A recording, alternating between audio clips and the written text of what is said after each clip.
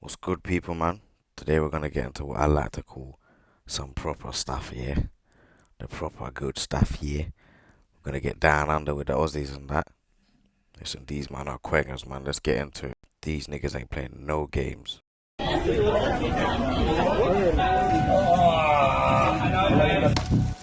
How it is these days, it's very dangerous now. It's not fun to be a gangster anymore. If you were involved in this criminal activity, the New South Wales Police Force will hunt you down and lock you up. Sydney's in the middle of the biggest gang war in living memory. There are 13 murders so far, and I don't think it's going to stop anytime soon.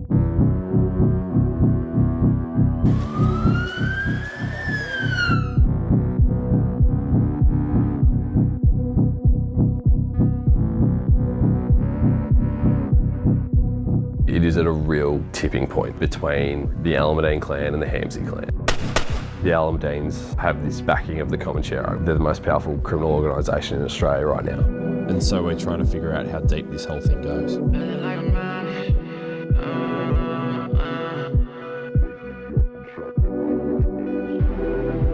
For my non-crim spectators, the comoncheros are a serious biker gang, bro. I'm sure they've originated from America. You got those type of guys, the Hells Angels. Who else is it ever there? Brothers for Life. You got Brothers for Life in Australia and that. Yo, these man are serious gangs and that. Trust me. Let's get back into it.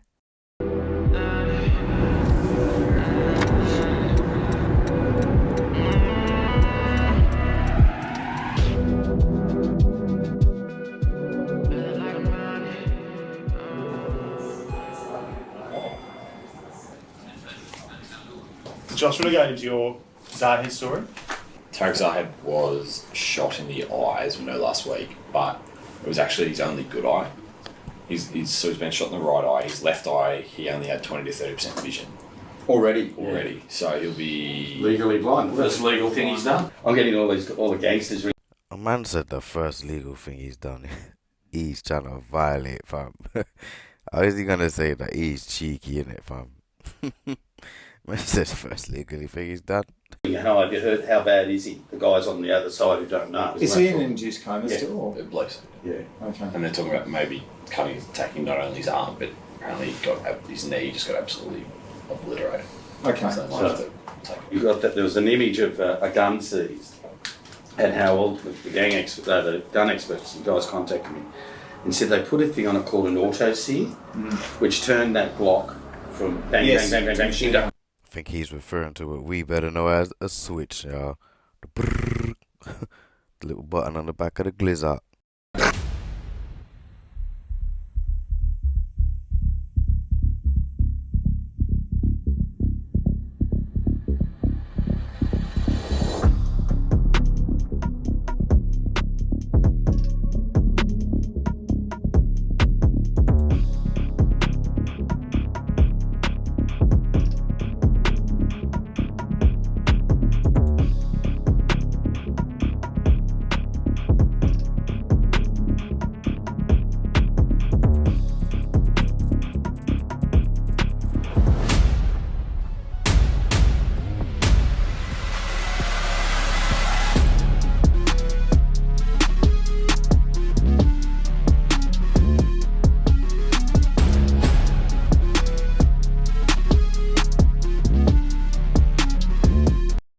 Yeah, for those of you who don't know, what a sergeant at arms is basically, he's like he's the top enforcer. He's the guy in charge of security, disciplining guys, like that. Like, he enforces all the rules and that on their own members, on the ops, everything. When it's time to go to war, that's the guy they call. You feel what I'm saying? Like, his name sounds what it is, in it, but he's the guy that's in charge for it. You know what I'm saying? Like, you know the guy that's in charge of all the builders? He's that guy. When he goes out on the missions and all that. They got robberies, licks and all that type of stuff. He's the guy who provides the things and whatever and the muscle and all that. You know what I'm saying? The top enforcer. So he's one of the guys.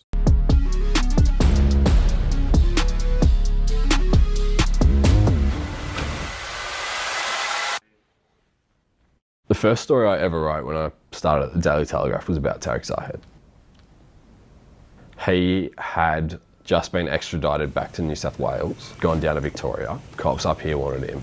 I waited as he got off the plane, and he's a big boy, but he had two massive cops either side of him. What were you up to down in Melbourne, Tariq? No Gucci today? Like, he's a real bikie. It's funny, they talk about Nike bikies and he was literally wearing a Nike t-shirt. They may not be able to wear the colours anymore, but it doesn't mean he's any less powerful. You just kind of got a sense that this bloke is a serious figure, and he knew it. Has been heavily involved in crime for a long time.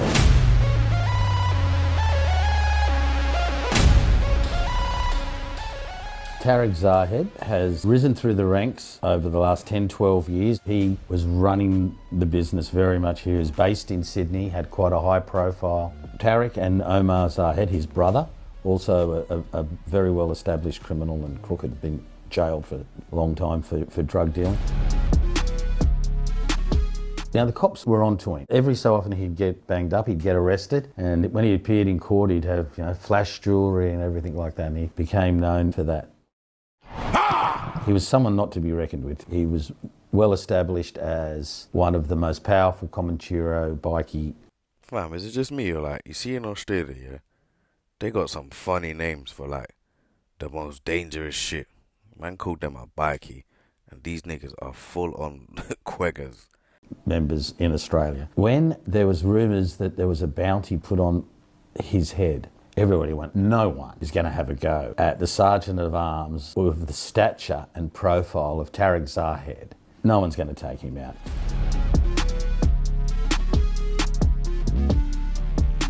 The Australian Open final, one of the biggest sporting events on our calendar. I just got a couple of text messages. I was like, what the hell? And it was somebody just with these photos of the screen. They just said, was that Tariq? Texted to a few cops and they said, yeah, we're all just talking about it. The people who'd been out getting drinks. Bro, I see why he's a Sergeant at Arms, fam. Look at him, fam. He looks like he just wants to fight somebody for no reason, fam. Like, he's watching the game. He just looks like he wants to run on there and headbutt someone. Like, you want my... Come on. He looks on it. Hadn't come back to their seats in time, was standing in the middle of the aisle, and there he is, Tariq Zahed, live on Intel.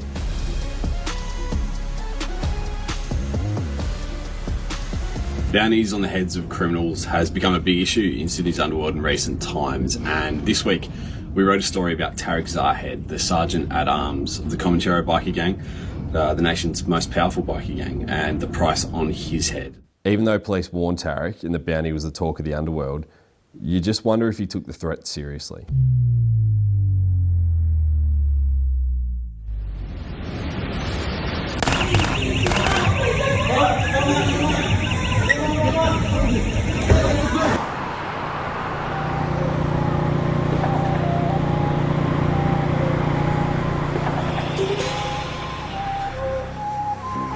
It's about 8:05. They were walking out, Omar and Tariq.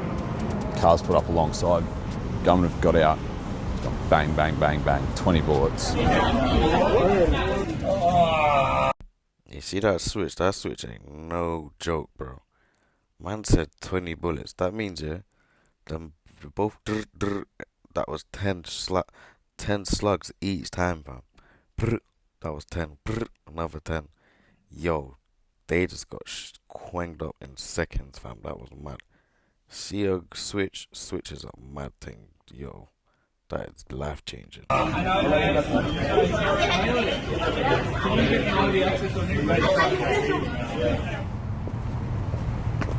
Whether they were lying in wait or whether they've driven up knowing that they were here, two gunmen have got out and just absolutely unloaded on the front of that gym. There's multiple gunshot wounds. One to his forehead, one to his abdomen, and multiple to his lower legs. We've counted 8 to 10 obvious wounds.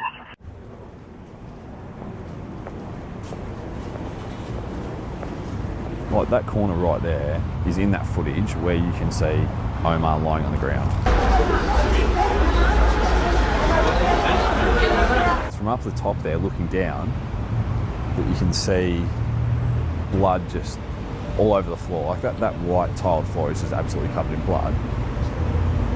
And you've got ambos, gym staff, everybody trying to save these two brothers. crazy, really. Fam, I know we can say what we want about the police and that, yeah. But fam, sometimes if they're not there, yeah, you're gonna die, fam. And if they are there, they're gonna be the ones that save your life. Even though they like ops and that to majority of people and whatnot, yeah. You're lucky if they're about if you get hurt severely, for real.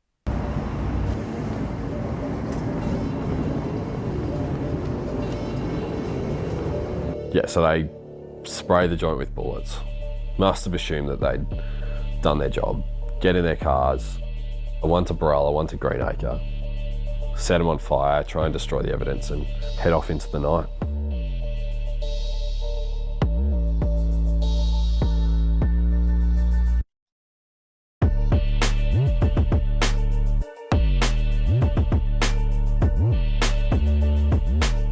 The attempt on Tarek was, in my opinion, like next level. Moz and I just went, wow, what are we sitting in the middle of reporting on here? It's June 17. This week, I've spoken to two separate sources that have watched the video of the Tarek shooting. The two people I've spoken to who have seen the video just got the impression that both of the gunmen were young and not very experienced at handling weapons. Both have told me independently that the gun jammed, which not only gave Tarek a bit of time to get away, even though he still got shot 10 times. One of the gunmen nearly shot the other gunman by mistake. It was just lucky that the gun jammed as he ran in front chasing Tarek. I've now learnt that Tarek and Omar's mother was there with a walking frame and another...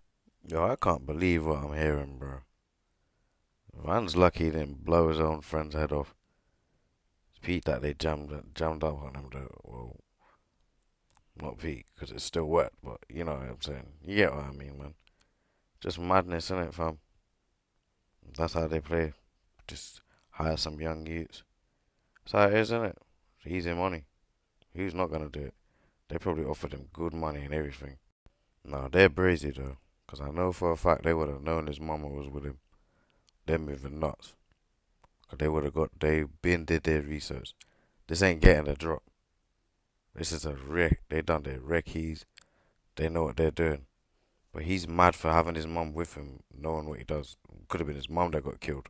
Relative, which just shows you how comfortable and safe they felt in that gym, which makes that hit even more audacious.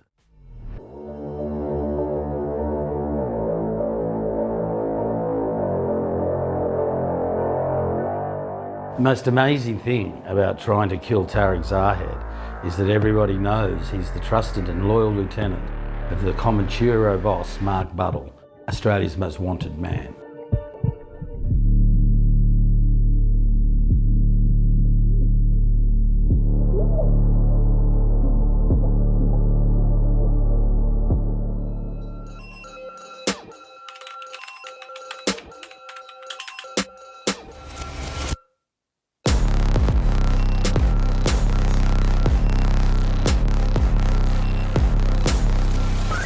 All of a sudden, this very young guy, he was only in his 20s, just said, I'm the boss.